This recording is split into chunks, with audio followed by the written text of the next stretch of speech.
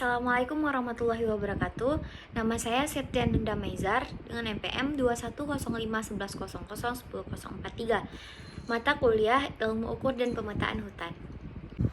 Nah, di sini saya akan menjelaskan apa yang saya ketahui tentang ilmu ukur, ilmu pemetaan, tentang peta, bagaimana melakukan navigasi dengan menggunakan kompas, dan bagaimana menggunakan GPS. Nah, yang pertama itu ada ilmu ukur.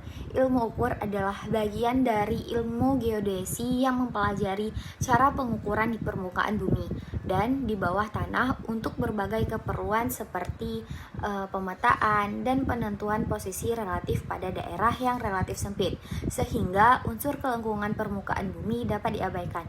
Nah, penggunaan ini digunakan untuk menentukan unsur-unsur, jarak dan sudut titik yang ada di suatu daerah dalam jumlah yang cukup, sehingga daerah tersebut dapat digambar dengan skala tertentu. Nah, tujuan dasar dari ilmu ukur ini sendiri yaitu untuk mempelajari cara melakukan pengukuran di atas permukaan bumi yang mempunyai bentuk tak beraturan. Nah, untuk memudahkan pengukuran, dibuatlah bidang perantara. Bidang perantara tersebut adalah datar. Nah, meski permukaan bumi lengkung tapi dianggap datar karena permukaan bumi yang diukur itu tidak lebih panjang dari 50 km. Nah, yang kedua itu ada ilmu pemetaan. Nah, pemetaan adalah ilmu yang mempelajari pengetahuan prinsip-prinsip dasar serta aplikasi ilmu ukuran tanah atau pengukuran, topografi, peta dasar, peta tematik, menghitung perubahan koordinat, menentukan arah dan posisi serta luas daerah untuk keperluan pengukuran. Yang ketiga itu ada peta.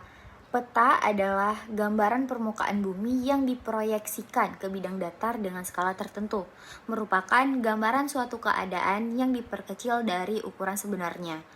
Menggambarkan suatu situasi di suatu tempat pada suatu waktu, mencakup karakteristik fisik dan posisi objek-objek atau fenomena. Peta menggambarkan posisi objek-objek atau fenomena, baik posisi absolut maupun posisi relatif. Peta merupakan alat untuk melakukan komunikasi antar pembuat peta dan pengguna peta, sehingga peta dituntut untuk dapat menyajikan fungsi dan informasi dari objek yang digambarkan secara optimal. Peta merupakan gambaran permukaan bumi yang diperkecil, dituangkan dalam selembar kertas atau media lain dalam bentuk dua dimensional. Peta merupakan representasi atau gambaran unsur-unsur atau penampakan abstrak yang dipilih dari permukaan bumi atau yang ada kaitannya dengan permukaan bumi atau benda-benda angkasa, dan umumnya digambarkan pada suatu bidang datar dan diperkecil atau diskalakan. Nah, tujuan umum untuk pembuatan peta ini adalah untuk kepentingan militer, kepentingan menjelajah, kepentingan ekonomi, dan kepentingan ilmiah. Nah, selanjutnya yang keempat ada bagaimana penggunaan kompas. Nah, yang pertama itu adalah kumpulkan data arah kita untuk mengetahui arah mana yang sedang kita tujui. Nah, bila kita sedang hiking di sekitar hutan atau di tanah lapang, sebaiknya untuk memeriksa arah secara berkala untuk memastikan kita akan ke arah yang kita inginkan. Nah, untuk melakukan hal ini, gerakan kompas sampai panah arah perjalanan menunjuk ke arah yang telah kita tempuh dan akan kita tempuh. Kecuali kita sedang menuju utara, jarum magnet akan berputar ke satu sisi. Nah, yang kedua adalah terus bergerak ke arah. Untuk melakukannya, cukup pegang kompas dalam sikap yang tepat. Nah, ubah posisi tubuh kita sampai ujung utara jarum magnet, sekali lagi sejajar dengan jarum penunjuk, dan ikuti arah panah perjalanan. Nah, jangan lupa periksa kompas kita sesering mungkin, tapi pastikan tidak memutar dial derajat dari posisi kita saat berada saat ini. Yang ketiga yaitu fokus pada titik di kejauhan. Untuk mengikuti arah panah perjalanan dengan akurat, lihat pada panah kemudian fokus pada sebuah objek yang jauh seperti pohon, tiang telepon, atau tanda lainnya, dan gunakan ini sebagai panduan. Jangan fokus pada sesuatu yang terlalu jauh seperti gunung, karena objek besar tidak cukup tepat untuk bernavigasi dengan akurat. Yang keempat itu ada transposisikan arah perjalanan ke peta kita. Tempatkan peta pada permukaan horizontal, kemudian tempatkan kompas pada peta sehingga panah menunjuk ke utara sejati pada peta. Jika kita mengetahui posisi kita berada pada peta, maka geser kompas sehingga tepinya melewati posisi kita saat ini. Tetapi panah penunjuknya terus menunjukkan utara. Selanjutnya, belajar untuk mengambil arah dari peta. Untuk mengetahui arah mana yang perlu kita lalui untuk mencapai suatu yang tepat, tempatkan peta pada permukaan horizontal dan tempatkan kompas pada peta. Gunakan kompas sebagai penggaris, tempatkan sehingga menciptakannya garis antara posisi kita saat ini dan tempat yang ingin kita tujui.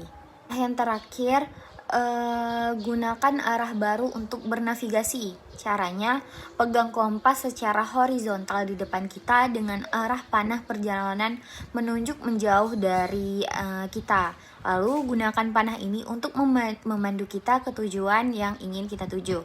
Selanjutnya, putar tubuh kita sampai ujung utara jarum magnet sejajar dengan jarum penunjuk. Maka kita akan berorientasi benar menuju pada tujuan pada peta. Nah, yang kelima ada bagaimana melakukan navigasi pada kompas. Itu dengan cara yang pertama, pilih 3 tanda landscape yang menonjol yang bisa kita lihat sekaligus ditemukan pada peta. Salah satu hal yang paling sulit dan canggih yang dapat kita lakukan dengan kompas, tapi salah satu yang paling penting adalah mencari tahu di mana kita berada ketika tidak tahu lokasi kita yang tepat di peta. Dengan lokasi tanda khas yang dapat kita lihat pada peta, idealnya yang tersebar secara luas di seluruh bidang pandang sebisa kita. Kita bisa menemukan diri kita terorientasi kembali. Yang kedua, tunjukkan arah panah perjalanan di tanda pertama. Kecuali jika tandanya di sebelah utara dari kita, jarum magnet akan berputar ke satu sisi. Putar dial derajat sampai panah menunjuk sejajar dengan ujung utara dari jarum magnetik. Nah, setelah mereka selaras, ini akan memberitahu kita di mana arah panah perjalanan kita menunjuk. Koreksikan deklinasi tergantung pada daerah kita. Nah, yang ketiga, transposisikan arah tanda ke peta kita.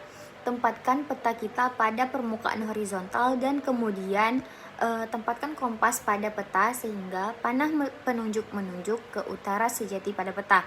Kemudian geser kompas sehingga tepinya melewati tanda di peta, sementara panah penunjuk terus menunjukkan ke utara.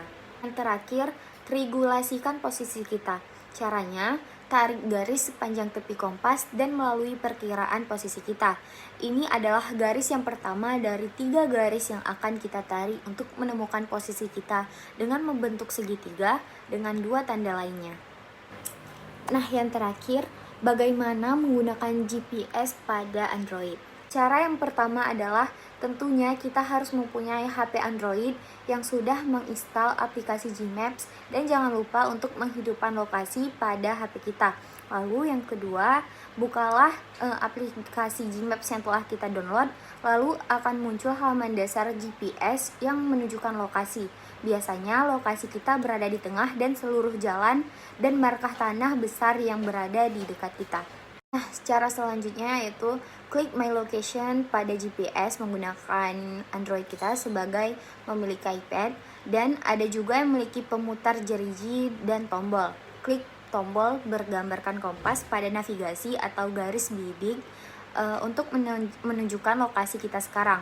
Lalu, pilih alamat tujuan kita, gunakan kontak pencarian yang dapat ditemukan di bagian atas GPS kita, dan ketiklah alamat yang ingin kita tuju. Lalu kita juga dapat memilih lokasi dengan menekan tempat di peta dengan jari kita pada GPS yang berlayar sentuh. Lalu langkah yang terakhir adalah ikuti instruksi GPS untuk sampai ke lokasi yang kita tuju. GPS akan memberikan arah di setiap tikungan yang kita perlu ambil.